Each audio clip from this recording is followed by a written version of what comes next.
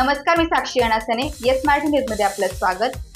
पाहूयात आता एक स्पेशल रिपोर्ट. स्वीप कार्यक्रमांतर्गत मालगव्हाण येथे मतदान जनजागृती कार्यक्रम संपन्न. स्वीप कार्यक्रमांतर्गत अशिमा मित्तल मॅडम, नोडल अधिकारी स्वीप कार्यक्रम तथा मुख्य कार्यकारी अधिकारी जिल्हा परिषद नाशिक यांच्या मार्गदर्शनाखाली संपूर्ण नाशिक जिल्ह्यात मतदान जनजागृती अभियान सुरू आहे. याच उपक्रमाचा एक भाग म्हणून प्रांताधिकारी कळवण पुलंकित सिंह यांच्या निर्देशानुसार मालगव्हाण तालुका सुरगाणा येथे मतदान जनजागृती कार्यक्रमाचे आयोजन करण्यात आले होते. 2019च्या लोकसभा निवडणुकीमध्ये मालगव्हाण या मतदान केंद्रावर अवघे 2 इतके मतदान झाले होते. या पार्श्वभूमीवर दिनांक 20 मे 2024 रोजी लोकसभेचे मतदान होत आहे. यावेळी मतदारांनी 100% मतदान करावे यासाठी सुरगाणा तहसीलदार रामजी राठोड, गटविकास अधिकारी महेश पोद्दार, गटशिक्षण अधिकारी PU पाटील, नायब तहसीलदार कुलकर्णी, बालविकास प्रकल्प अधिकारी संजय कोंढार यांच्या प्रमुख उपस्थितीत गृहभेटी, मतदान जनजागृती रॅली, मतदान उद्बोधन व शासकीय कर्मचारी मार्गदर्शन अशा कार्यक्रमाचे आयोजन करण्यात आले होते. या प्रसंगी उपस्थित मतदारांनी संबोधित करताना तहसीलदार रामजी राठोड म्हणाले, मतदान हा आपल्या घटनेचा दिलेला अधिकार असून तो अधिकार आपण लोकशाही मजबूत करण्यासाठी वापरला पाहिजे. 20 मे रोजी होणाऱ्या लोकसभा मतदानासाठी 100% मतदारांनी मतदान करण्याचे आवाहन त्यांनी यावेळी केले. गटविकास अधिकारी महेश पोद्दार यांनी 2019च्या लोकसभा निवडणुकीमध्ये झालेल्या मतदानावर चर्चा करून येणाऱ्या निवडणुकीमध्ये महिला, वृद्ध व स्थलांतरित कुटुंबासह सर्वांचे मतदान करून घ्यावे असे आवाहन केले. यावेळी गावामधून मतदान जनजागृती रॅली काढण्यात आली. यावेळी तहसीलदार रामाजी राठोड, गटविकास अधिकारी महेश पोद्दार, गटशिक्षण अधिकारी PU पाटील, नायब तहसीलदार कुलकर्णी, बालविकास प्रकल्प अधिकारी संजय कोंढार, शिक्षण विस्तार अधिकारी दिलीप नाईकवाडे, प्रमिला शेंडगे, भाऊसाहेब सरक, नरेंद्र कचवे, मतदार केंद्र प्रमुख जाधव, महाले, भुजबळ, भोये, मुख्याध्यापक गंगाधर पवार, मालगव्हाण सरपंच योगेश ठाकरे, उपसरपंच मनोहर चव्हाण, ग्रामस्थ विठ्ठल चव्हाण, आनंदा चव्हाण, बाळू चव्हाण, लक्ष्मण चव्हाण, श्वेता चव्हाण, शेवंता चव्हाण, मनीषा चौधरी, वंदना महाले, विद्यार्थी, शिक्षक व मोठ्या संख्येने मतदार उपस्थित होते. यावेळी सूत्रसंचालन मोतीराम भोये व हरिराम गावित यांनी केले.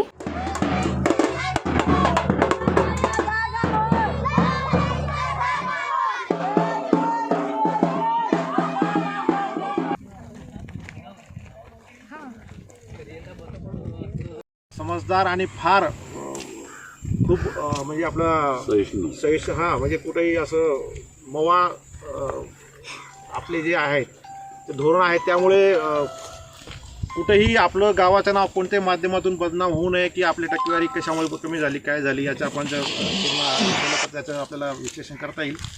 परंतु आपला जो हक्क आहे मतदानाचा, तो मतदानाचा हक्क आपण बजावलाच पाहिजे.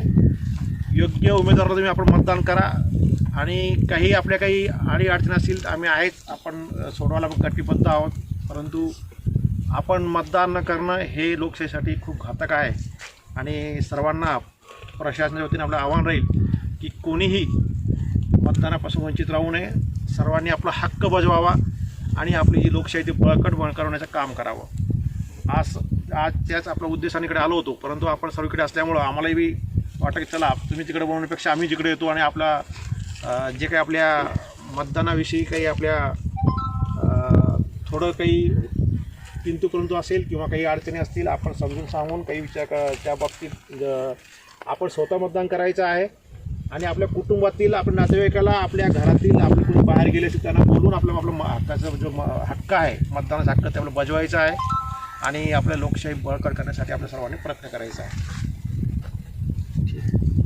साहेब तुमचं असं मत आहे का हा केलाच पाहिजे, प्रत्येकाला मतदान केलाच पाहिजे. पण इथं 8वीपर्यंत शाळा आहे. जर एका वर्गात 3-3 वर्ग बसतात, शिक्षकांनी नेमकी पहिलीचा वर्ग शिकवायचा का 3रीचा वर्ग शिकवायचा?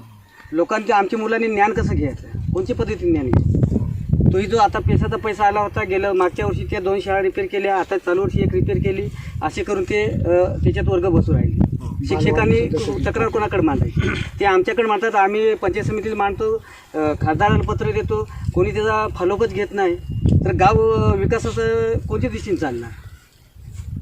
अंगणवाडी झाली, अंगणवाडी पडलेली आहे, ती व्यायाम शाळेमध्ये ते मुलं बसवतात का काही दिवस मंदिरात बसवले. म्हणजे गावकऱ्यांनी नेमके मुलं शिकवायचे का नाही शिकवायचे? नाही, आपण आजची जी बैठक आहे आपला आज नेमका आमचा येण्याचा उद्देश तो आहे. आता मी जेवढे म्हटलं की शाळेचा विषय आहे, आम्ही आता PDO साहेबांसमोर आहे, गट शिक्षण अधिकारी पण आलेले आहे.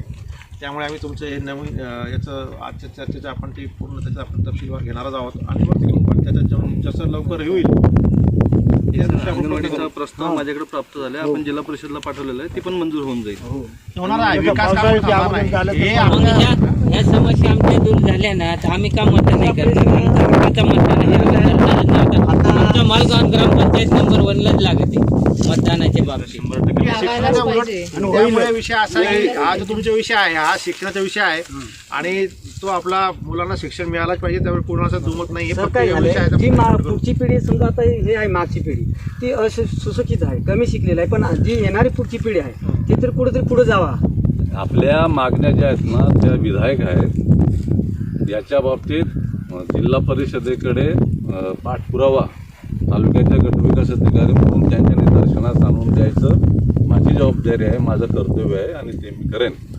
आणि आता राहिला प्रश्न अंगणवाडीच्या संदर्भात. तर अंगणवाडीचा प्रस्ताव हा आपण जिल्हा परिषदेला पाठवलेला आहे. यावर्षी इतर अंगणवाड्यांच्या मंजुरीच्या यादीमध्ये आपल्याही गावाचं मंजुरीचं नाव येणार आहे. आणि राहिला प्रश्न आता आपल्या वर्ग खोल्यांचा.